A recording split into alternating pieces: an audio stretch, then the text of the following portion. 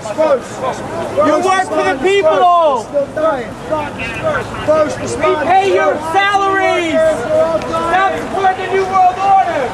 First responders first. First responders first. Is that gas mask for my protection? First responders first. I guess that gas mask is for my protection. First responders first. First responders first. Please stop covering up the New World Order. First responders first.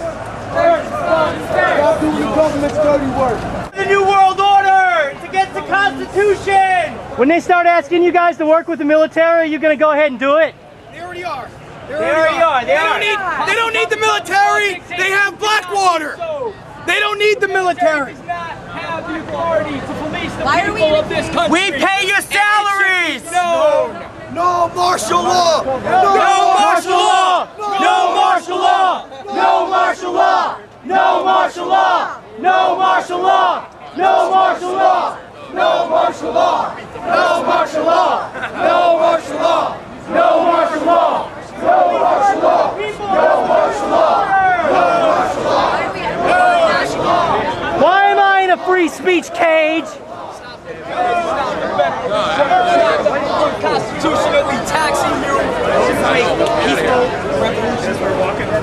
Why am I in a free speech cage? Free speech I'm cattle. We're in a free speech cage. I'm cattle with horns, brother. They got us caged in here. What the hell? Why have we been marched into a pen? Freedom of speech, mate. Hey, officer. Why am I being pinned in like cattle? Excuse me. See, I didn't know that I was going to be walked into a cage. I don't understand what's going on. Like, can you tell me why I'm standing in this cage? Because I was walking down the street with some people protesting. Can somebody tell me, like, why I'm being locked up? Like, is this America? Is this freedom? I get marched into a cage like an animal? Can you tell me, does this look like America to you? It's your safety. It's for my safety? Stop it. It's for my safety. I'm asking him a question. But you're gonna get hurt. He's gonna hurt me for asking him a question? You need it. You're gonna get hurt. No questions asked. Okay. Can somebody tell me why I've been marched into a cage and locked up here? Am I disturbed? Is it a syndrome that I'm asking about the cage? You're wearing black. Oh. Okay. Yeah, it's easy. No, it's easy. You're crazy. Can somebody tell me why I'm in a cage? Because for your safety, they're going to beat the crap out of you. They're going to beat the crap out of me for asking them a question? For your safety. For my safety? Oh. No, to keep you safe. I don't think those guys want to beat me. I just don't think they want to talk to me, though. I don't. Could you please tell me why I'm in a cage, sir? I think he's told not to. Do they tell you not to talk to me, or are you just not like me? Please tell me, like, is this America to you? Would you like to be in a cage for speaking out about what you feel is right?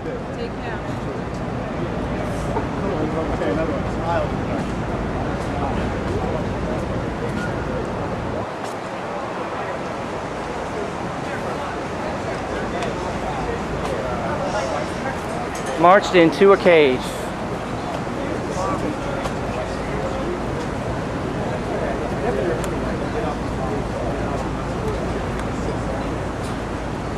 Why have we been marched into a cage and locked? They call it the slaughterhouse of failure. March right into the pit.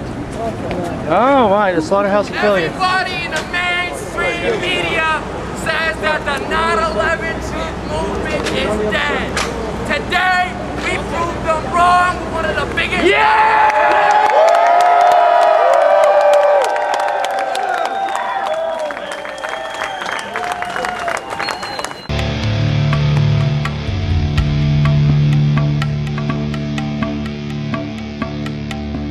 The starting point in science is observation. What you are seeing here is what happened to the North Tower of the World Trade Center, second of 3 buildings to collapse on 9/11/2001. I use the word collapse, but words can be deceptive. What do you really see happening here? There's a tremendous amount of falling debris, but under the canopy of debris, do you see the rapid sequence of explosive ejections of material? Some of the jets have been clocked at over 100 miles per hour. I will call them explosions because it's hard to find other words that describe what we are seeing here. The explosions are not isolated and few. They are continuous and widespread. They move progressively down the faces of the building, keeping pace with the falling debris. Perhaps you can imagine a natural cause, but I can't. Notice that the explosions are occurring on multiple floors at once, over a wide zone, not in a floor-by-floor sequence that might be explained by pancaking collapse. Notice there are explosions far below the point of collapse. Some are isolated and focused. These are often referred to as squibs and are commonly seen in controlled demolitions. However, this is not a standard controlled demolition. The building is being progressively destroyed from the top down by waves of explosions, creating a huge debris field. The destruction is in waves, not just in one wave. Most obvious is a rapid sequence of explosions near the visible corner of the building. But simultaneously we can see another wave of explosions much further down the face of the building under the canopy of falling debris. Notice that both waves of explosions progress down the face of the building, nearly keeping pace with the falling debris just a few feet away. Slabs of concrete did not fall to the ground and smash to dust. There is almost no concrete in the rubble pile. Notice that the concrete is being forcefully ejected outward from the sides of the building, already pulverized to dust.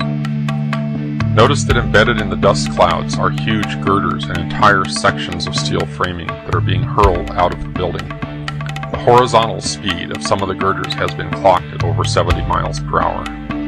Some of these girders impale themselves in the sides of neighboring buildings.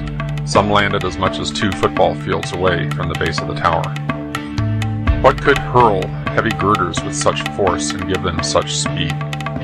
Some people have suggested that the weight of the tower crushing down on the girders caused them to flex, and they sprung sideways by a spring action.